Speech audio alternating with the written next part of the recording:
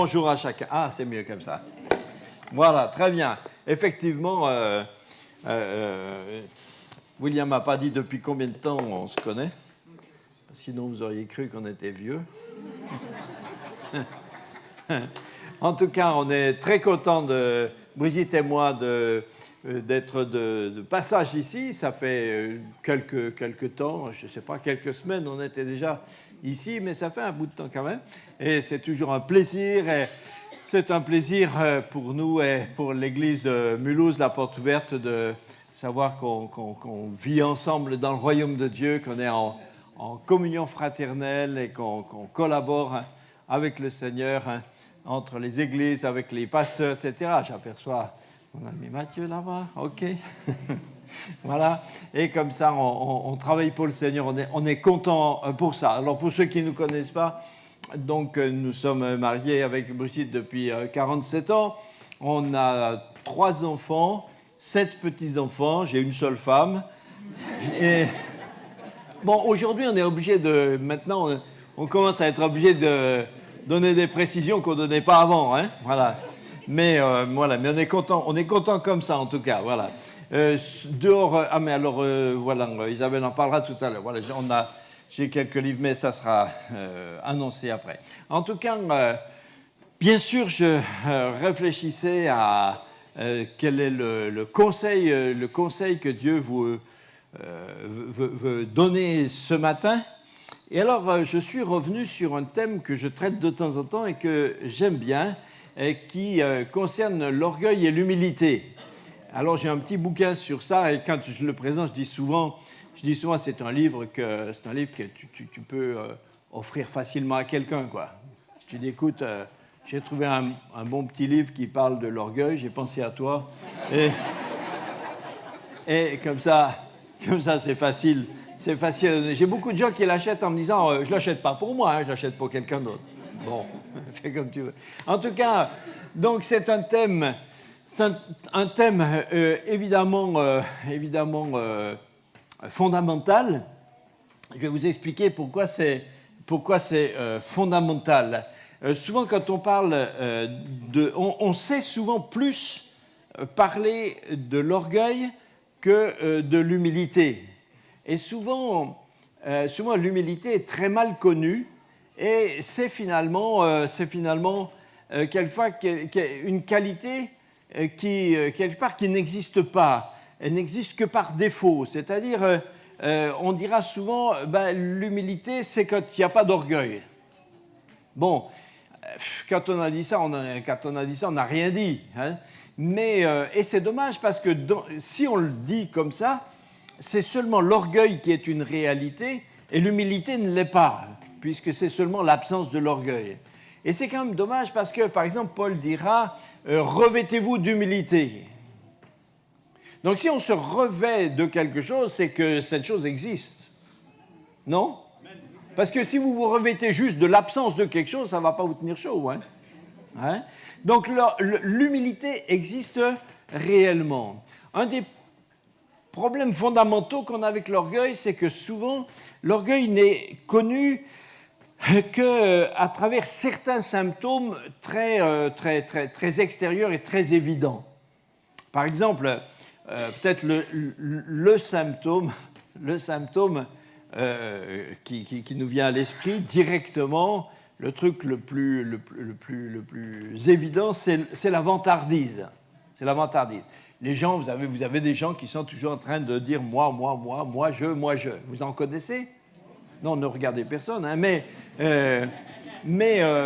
bon, donc la vantardise, c'est évidemment le truc fondamental. Quand j'étais gamin, j'avais quelqu'un dans ma famille qui était en tout cas perçu comme ça. Et nous, les gamins, quand on le voyait, on l'appelait « j'ai dit, j'ai fait ». Et quand il arrivait, on disait « ah tiens, voilà, j'ai dit, j'ai fait qui arrive ». Et parce que, c'était « ouais, moi je fais ». Voilà.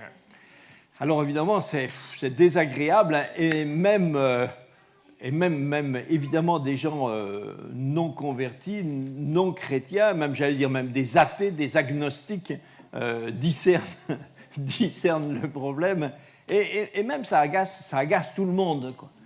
En fait, la vantardise, mais je me suis rendu compte que la vantardise peut être comme ça très, très, très, très évidente, très, très étalée. Et puis, elle peut prendre aussi des aspects un petit peu plus discrets. Je prends toujours l'exemple d'un gars, imaginons, alors c'est un exemple masculin, hein, mais enfin, pour les dames, vous en aurez d'autres après. Hein.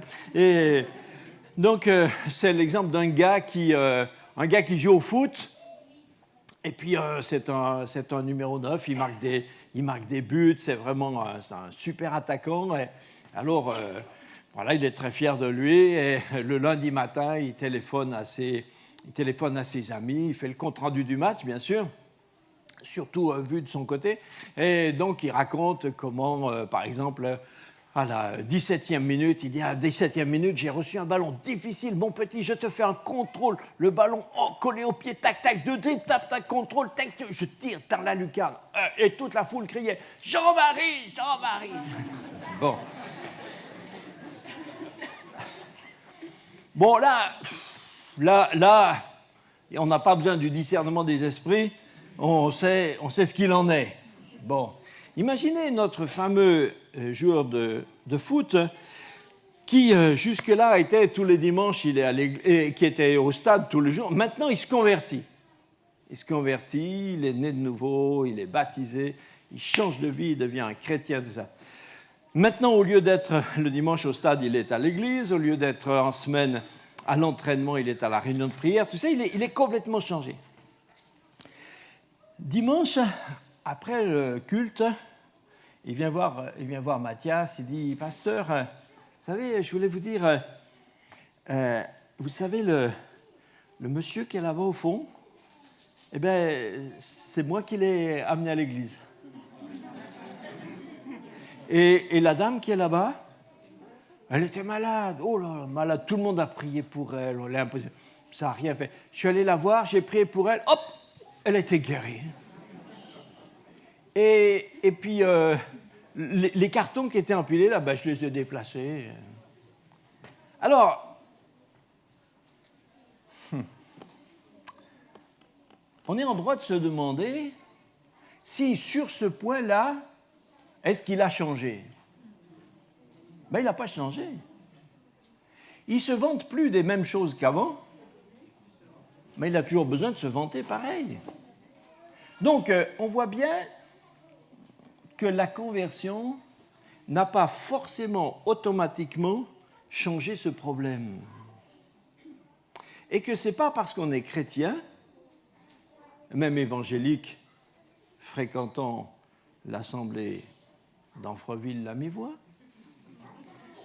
que pour autant, on a réglé la chose. J'en prends à témoin les apôtres de Jésus. Leur problème essentiel entre eux, semble-t-il, c'était de discuter pour savoir lequel d'entre eux était le plus grand. C'est quand même fort, non? Hein? Quelquefois, une fois, ils marchaient comme ça, sur le chemin, et pendant la route, Jésus était... Alors, ils sont les 12, avec le Fils de Dieu. Leur sujet de préoccupation, c'est de déterminer qui est le plus grand. Ils sont à l'ombre de Jésus, le Fils de Dieu. Ils marchaient comme ça, et chacun devait y aller de son... Je ne sais pas quels arguments il avait, ça ne nous a pas été, ça n'a pas été enregistré. Mais j'imagine qu'il y en a un qui devait dire peut-être, je ne sais pas, oui, bon, ok, ton paralytique que tu as guéri, ouais, ok. Mais moi, 3 aveugles d'un coup, là, tu dis quoi? Hein? Alors peut-être ils avaient des trucs un peu comme ça, ils se comparaient, tout ça et tout. Et puis toi, mais moi quand Jésus me parle, tu as vu comme, hein? C'est pas pareil, hein? Alors, et ils arrivent à la maison, ils s'assoient, tout ça. Jésus dit, ça va les gars, pas trop fatigués par la route, tout ça, bon. Et vous discutiez de quoi en route? Alors, ils ont baissé la tête, ils étaient un peu penauds. Jésus dit, mais les gars, vous allez continuer comme ça, combien de temps? Et alors, de nouveau, il leur explique. Et on pourrait imaginer qu'ils aient compris.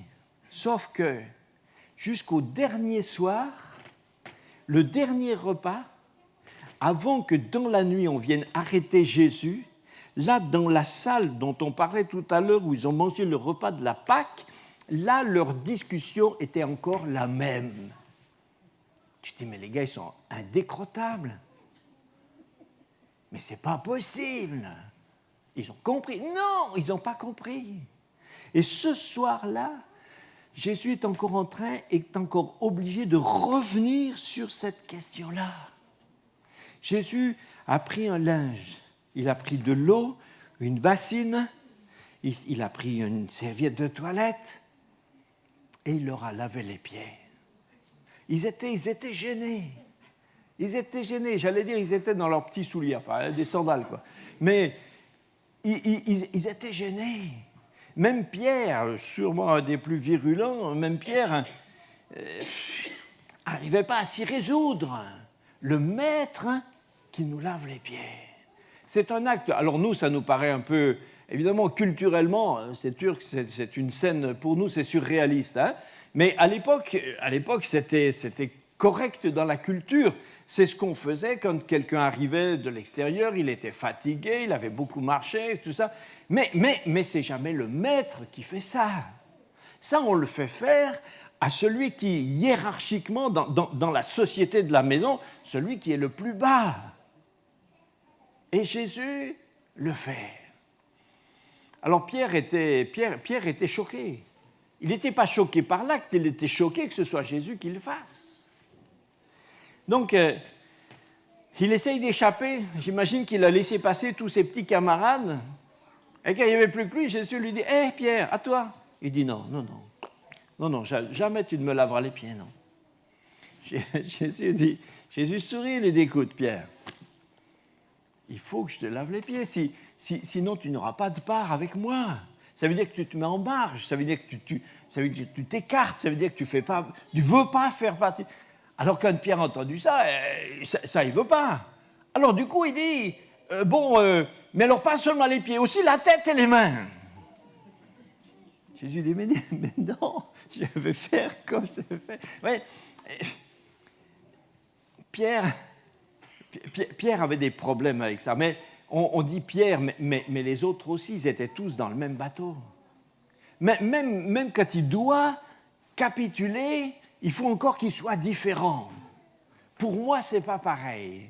Avec eux, tu avais comme ça. Mais moi, c'est pas pareil. Moi, il faut que j'ai un traitement différent. Il faut que je ne sois pas le même. Jésus dit, mais il faut que vous compreniez, les gars. Il faut que vous compreniez que moi qui suis le Seigneur et le Maître, je me suis comporté avec vous comme un serviteur. Je me suis comporté comme le dernier, comme le plus petit. Et Jésus ajoute, pour vous laisser un exemple. L'exemple du lavement des pieds dans Jean 13, ce n'est pas un exemple pour dire lavons-nous les pieds les uns les autres. Il se peut que dans un épisode spécial, on soit amené à le faire, je ne dis pas. Mais ce n'est pas le sens. C'est pas le sens de cette scène. Le sens de cette scène, c'est de dire que nous devons nous soumettre les uns aux autres. Que nous devons nous considérer et considérer les autres comme étant au-dessus de nous-mêmes. Et ça, on a de la peine. On a de la peine. Quelquefois, on y arrive avec certaines personnes quand ils sont vraiment... alors on dit, oui, lui, il est plus grand que moi, oui. Mais avec certains, on a de la peine quand même. Hein? Je ne sais pas, vous pouvez regarder votre voisin à gauche, à droite, vous l'évaluez. Est-ce qu'il est plus grand? Non, vous n'osez pas vous regarder, on dirait. Non, mais ça, vous ne mettez pas des notes, hein? Non. Ah, mais je n'ai pas dit de mettre des notes. Non, c'est difficile, hein? C'est difficile. En fait, il nous faut arriver à cette constatation que l'orgueil, et ça c'est seulement ce qu'on a dit là tout à l'heure, c'est seulement des aspects extrêmement visibles, extérieurs. Mais l'orgueil est un problème absolument fondamental, existentiel. Ça affecte entièrement tout ce qu'on est, toute notre nature. Je pense que très souvent, très souvent, nous ne discernons pas jusqu'à quel point c'est un ingrédient qui corrompt tous nos paramètres. Tous nos paramètres. Le problème, pourquoi est-ce que c'est absolument la racine même? Parce que c'est le problème essentiel de l'homme depuis le Jardin d'Éden. Vous savez que dans le Jardin d'Éden, le serpent arrive et il est d'abord venu trouver Ève, il discute avec elle. Et le serpent vient trouver Ève et il lui dit, tu sais, je pense que vous n'avez pas bien compris qui est Dieu et comment il fonctionne.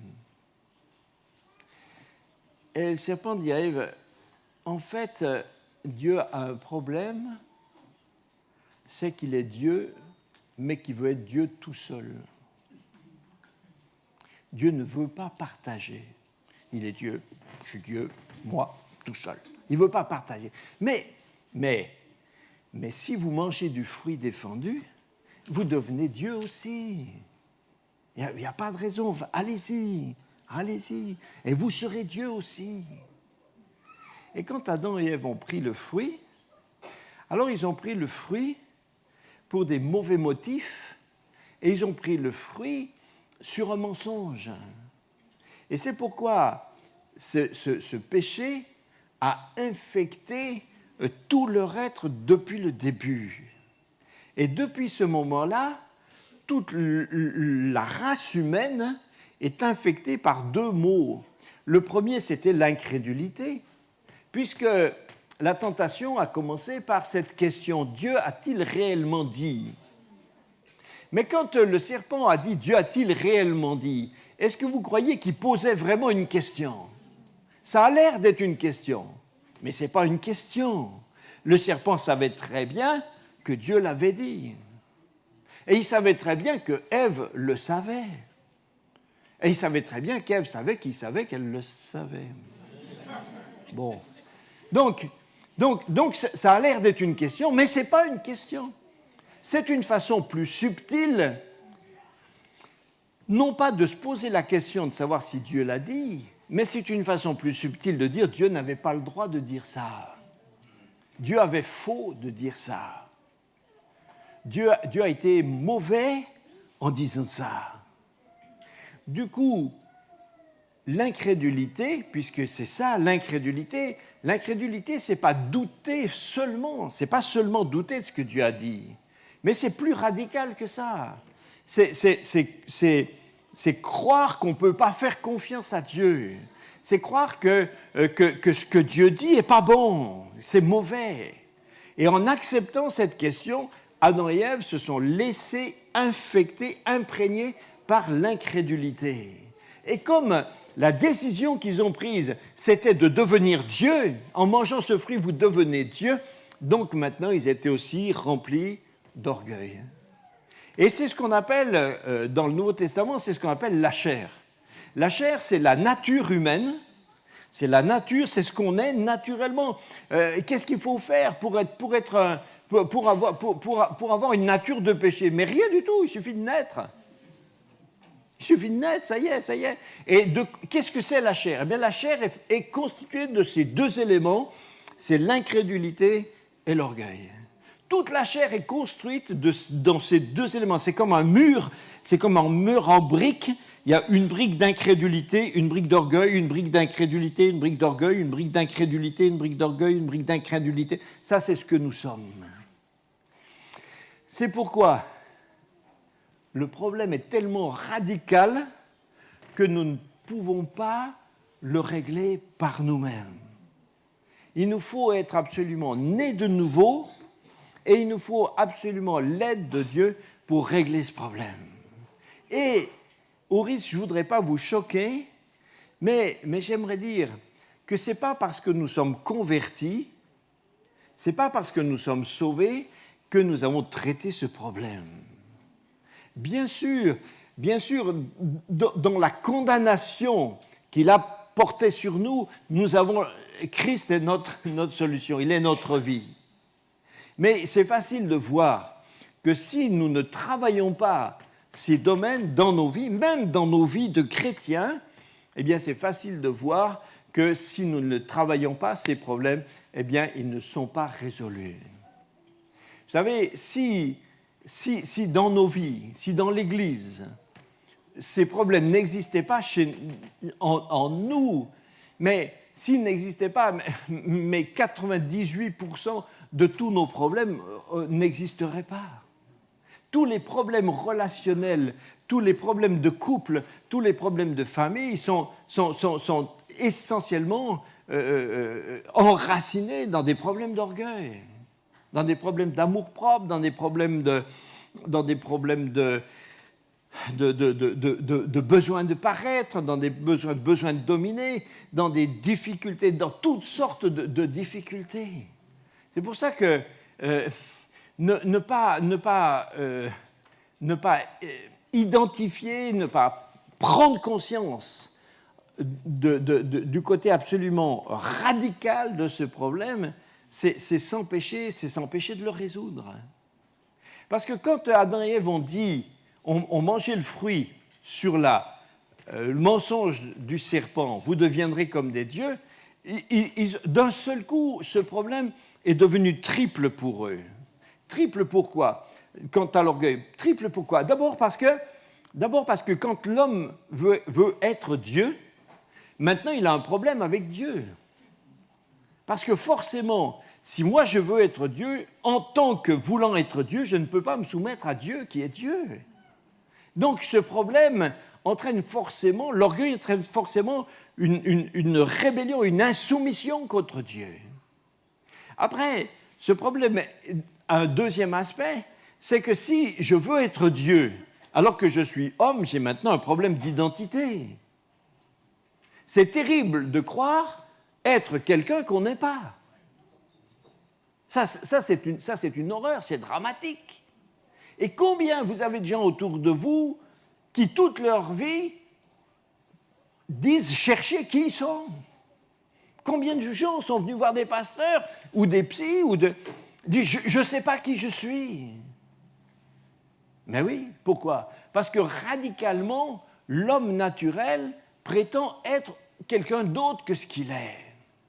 L'orgueil, même si c'est inconsciemment, vous allez me dire « mais moi, je n'ai jamais pensé à ça ». Mais la question, ce n'est pas d'en être conscient explicitement, mais ça veut dire que c'est le ressort de comment on fonctionne. Donc quand l'homme veut être Dieu, alors qu'il n'est qu'un homme, alors forcément il se condamne à être frustré toute sa vie. Parce que tous les jours, votre ressort, c'est de vouloir être Dieu, et tous les jours, de fait, vous constatez que vous ne l'êtes pas. Donc la racine de la frustration, elle est là. La racine des crises d'identité, elle est là. Et le troisième aspect du problème, c'est que si moi je veux être Dieu, et que toi tu veux être Dieu, alors nous sommes en compétition. À cause de l'orgueil, 7 milliards de personnes sur la Terre sont en compétition avec les 7 autres milliards. Chacun est en compétition avec tout le monde. Tout le monde est concurrent de tout le monde.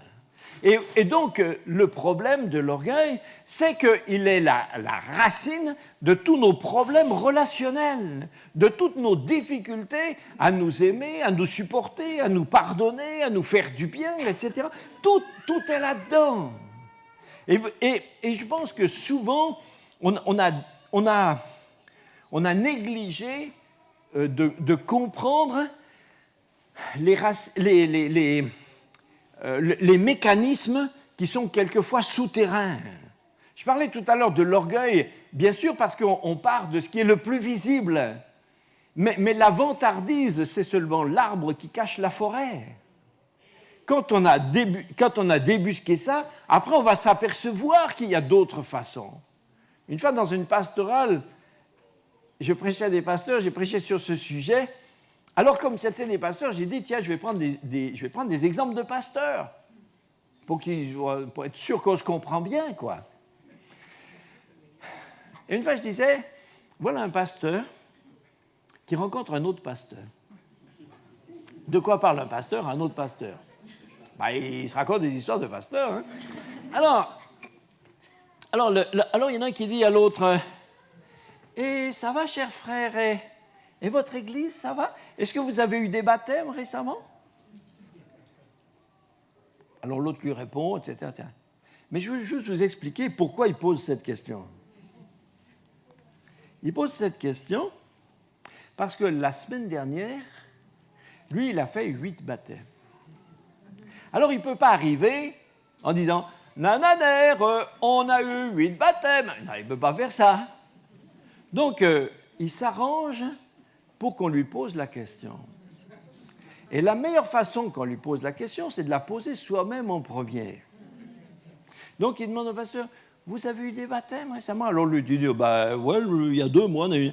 Ah, et donc, l'autre, il va lui dire, et vous? Ah, bah, si vous me posez la question, dimanche dernier, on avait 8 baptêmes. Mais il ne se vante pas. Non, on lui a posé la question, il faut bien répondre. Vous savez? Mais il n'y a que les pasteurs pour faire ça. Alors, mais vous voyez, on apprend avec le temps, on apprend à être plus subtil. Est-ce qu'on a fait des progrès? Là, jusque-là, on n'est pas en progrès. On a juste appris à dissimuler. Mais ça, c'est pas un progrès. C'est pas un progrès. L'orgueil se dissimule. Des fois, un pasteur a besoin de quelqu'un, un truc classique. Un pasteur a besoin de quelqu'un, d'un volontaire, un bénévole pour une tâche. Bon, alors il dit, écoutez, j'aurais besoin d'un truc, etc. Bon. 2 personnes viennent le voir. Il y en a un qui dit, bah, écoutez, pasteur, alors, plutôt, lui, il va trouver 2 personnes, pardon. Il va trouver 2 personnes. Il dit à l'une, est-ce que tu aimerais faire ça? La personne dit, oh non, vous savez, moi, pasteur, oula, moi, j'aime pas être en vue, j'aime pas qu'on me voie. Non, moi, vous savez, je préfère... Non, moi, je suis discret, je préfère rester au fond, là, comme ça, non. Après, il demande à un autre, hein, et l'autre dit, ah oui, super, magnifique, ah oui, alors là, je vais m'éclater, etc. Bon, alors, on peut se demander quel est l'état d'esprit de ces 2 personnes. Et d'une façon un petit peu superficielle, on pourrait avoir l'impression que la 2e personne est un peu sûre d'elle-même, et on peut se dire, oula, mais il y a beaucoup de suffisance dans ça. Mais au fond, peut-être que c'est tout à fait naturel. Le Seigneur l'a formé, le Seigneur il savait qu'il est fait pour ça, donc c'est normal qu'il réponde avec enthousiasme.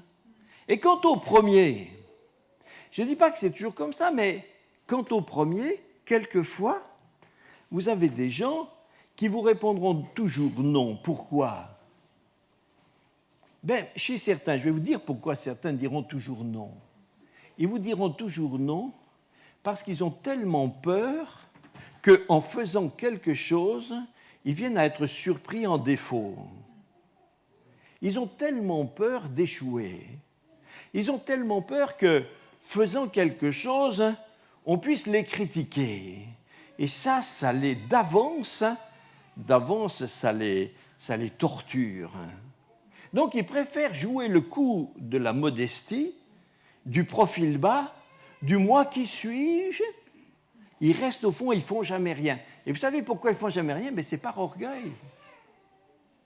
C'est parce que leur orgueil les amène à refuser de pouvoir être vus en faute. Mais c'est par orgueil. Mais c'est un orgueil plus discret que l'orgueil de celui qui fonce. Quelquefois, l'orgueil nous fait faire des choses qu'on n'est pas appelé à faire. Et quelquefois, l'orgueil nous empêche de faire les choses que pourtant on devrait faire. C'est compliqué. C'est compliqué, c'est tout au fond. J'avais noté quelques conséquences, quelques symptômes. Par exemple, l'orgueil nous fait aimer les honneurs, courir après les titres. C'est ce qui pousse à la course de la réussite personnelle. Ça fait rechercher les compliments. Vous savez, quand on a fait quelque chose de bien, on demande à tout le monde qu'est-ce que tu en penses, honnêtement? C'est juste parce qu'on veut entendre que c'était bien. L'orgueil le fait nier ses faiblesses ou ses échecs. Et du coup, l'orgueil amène à l'hypocrisie. L'orgueil amène beaucoup de difficultés à travailler en équipe. Parce que tous les succès des autres sont des manques à gagner pour moi-même. L'orgueil nous met en compétition dans la vie avec tout le monde. L'orgueil peut entraîner un esprit de supériorité. Des fois, ça provoque de la moquerie blessante. Pourquoi on se moque de quelqu'un? Pour le rabaisser, parce qu'en le rabaissant, on est au-dessus. L'orgueil entraîne beaucoup de susceptibilité. L'amour-propre est facilement blessé. On est facilement vexé. Ah, c'est le gars à qui on dit qu'il est susceptible, vous voyez? On lui dit à quelqu'un, tu es susceptible. Qui? Moi, susceptible? L'orgueil peut provoquer beaucoup d'amertume parce qu'on n'a pas trouvé la valorisation qu'on attendait de soi-même. On a beaucoup de blessures intérieures qui n'existeraient pas si on n'avait pas ce problème intérieur. L'orgueil entraîne une grande difficulté à pardonner. Parce que la faute qu'on m'a faite à moi, l'offense qu'on a faite à moi, vous vous rendez compte, c'est à moi qu'on a fait ça. C'est une grande faute, puisque c'est à moi. C'est une grande faute, difficile à pardonner. L'orgueil entraîne beaucoup de convoitise, parce que à moi, tout devrait revenir, c'est à moi. L'orgueil se décline, par exemple, dans le culte de l'apparence.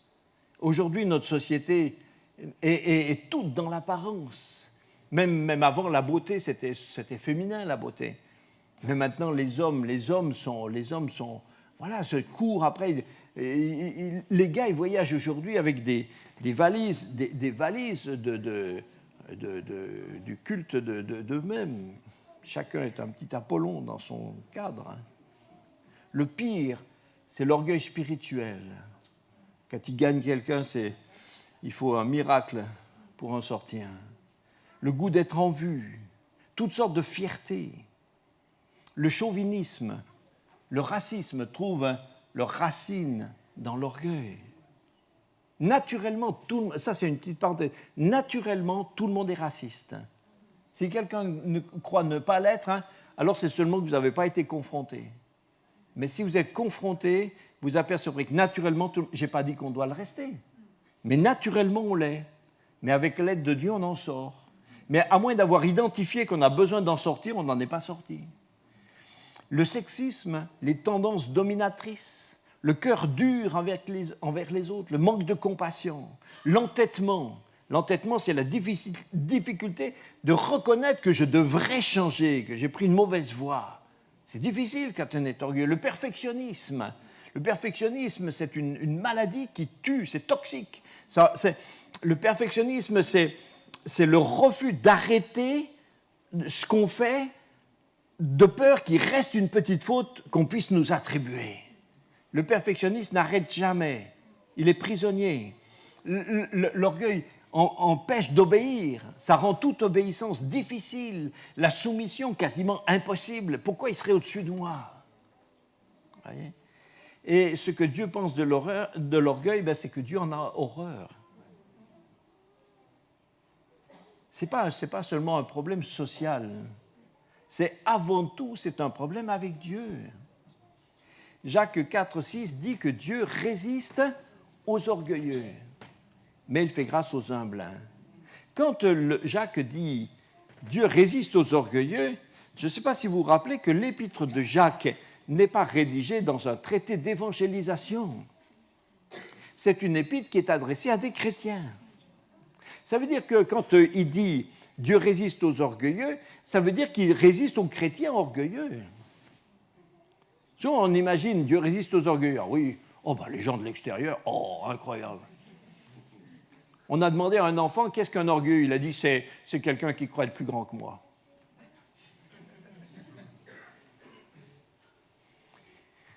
Mais Dieu résiste, et je crois que des fois Dieu nous résiste.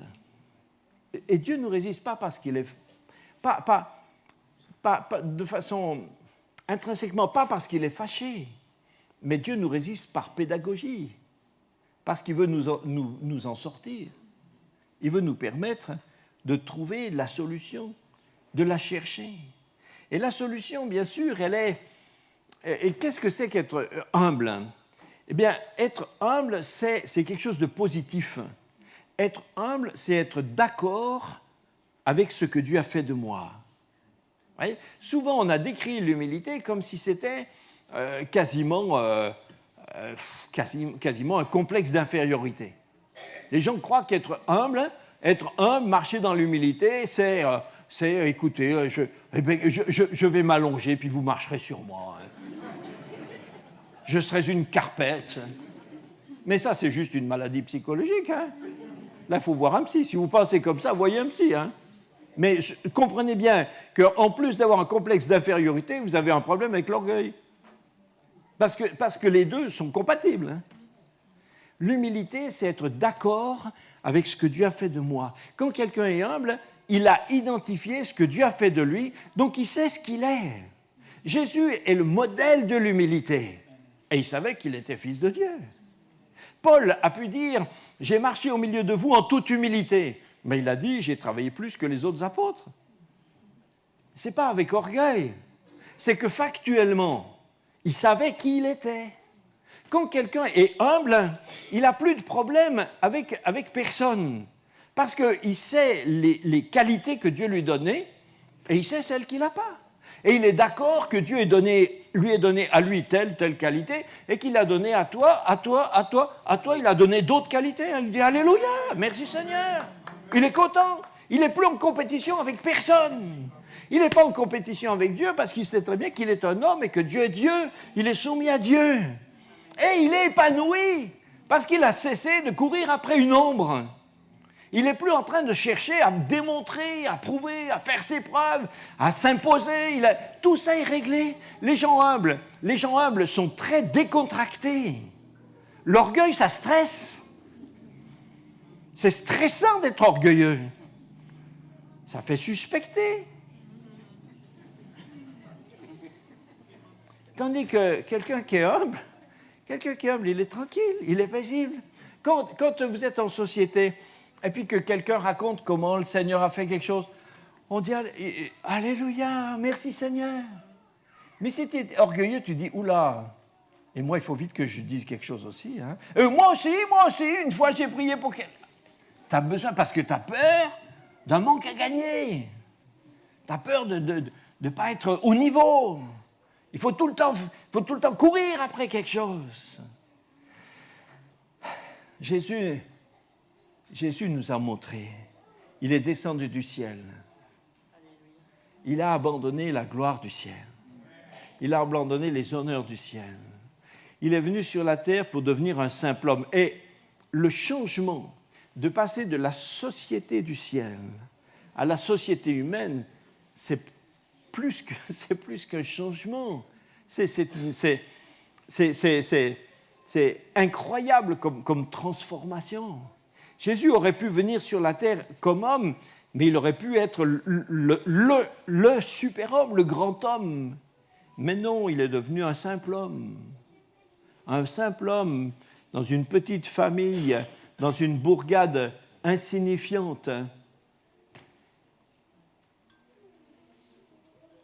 Et son ministère a consisté à prendre la place des pires dans la condamnation qu'on inflige aux esclaves en fuite. Ça, c'est ce que Jésus a fait. Et c'est pour ça que la Bible nous dit qu'il s'est humilié lui-même. Mais parce qu'il s'est humilié lui-même, alors Dieu l'a élevé. L'apôtre Paul était l'homme qui s'élève avant sa conversion. L'homme qui s'élève. Il était bien né. Il avait une bonne éducation. Il avait une bonne culture, une bonne intelligence. Il avait bien travaillé. Il avait acquis beaucoup de choses. Il avait des bonnes perspectives. Son projet de carrière était tout tracé. Il marchait fort. C'est quelqu'un qui grimpait. Et un jour, l'apôtre Paul, sur le chemin de Damas, l'homme qui monte a rencontré, a percuté l'homme qui descend. Il a percuté Jésus, l'homme qui descend du ciel et qui s'est humilié jusqu'à la mort. Saul de Tarse a été changé, transformé, cassé, brisé. Il n'était plus la même personne. Il a passé sa vie à vivre pour la gloire de ce Jésus. Jacques 4,10 dit « Humiliez-vous devant le Seigneur ». Romains 12,16 dit « N'aspirez pas à ce qui est élevé, laissez-vous attirer par ce qui est humble. » Vous savez, même des fois dans la littérature chrétienne, des livres que je ne vous conseille pas, des livres du style Ayez de grandes ambitions pour Dieu ». Bien, trouvez-moi un slogan comme ça dans la Bible, montrez-moi, ça n'existe pas. Ayez l'ambition de sanctifier vos vies. Ayez l'ambition d'être humble. Ayez l'ambition de faire chaque jour ce que Dieu veut. Si Dieu veut que ça devienne grand, c'est son problème. Mais pourquoi c'est le nôtre? Ce n'est pas le nôtre. Si Dieu veut que ça soit connu, c'est Dieu qui décide. Mais il nous faut arrêter avec ces slogans. Aujourd'hui, la société tout entière basée sur la réalisation de soi. Ce qu'on est en train de dire aux gens, c'est respectez votre ego, respectez votre orgueil, allez-y, imposez-vous. Mais c'est un message qui est un message diabolique. La Bible nous dit de renoncer à nous-mêmes, de nous soumettre les uns aux autres. Colossiens 3,12, se revêtir d'humilité. Proverbe 15,33, l'humilité précède la gloire. Vous relirez chez vous Philippiens 2, le passage que j'ai un peu raconté, Philippiens 2, verset 3 à 11. Christ s'est humilié. Alors, je termine juste en disant que l'humilité est possible. À force, des fois même dans nos milieux, on s'est un peu tiré, les chrétiens se sont quelquefois un peu tiré une balle dans le pied. On a parlé de l'humilité tout en expliquant que c'est inatteignable. Non, mais c'est vrai, des fois on a fait ça. Dès qu'on parle d'humilité, si jamais quelqu'un disait avoir fait des progrès dans l'humilité, ça fait rire tout le monde. Non, vous n'avez pas remarqué? Imaginez qu'il y en a qui disent « Oh, moi, dans l'humilité, j'ai bien progressé. » Tout le monde est mort de rire.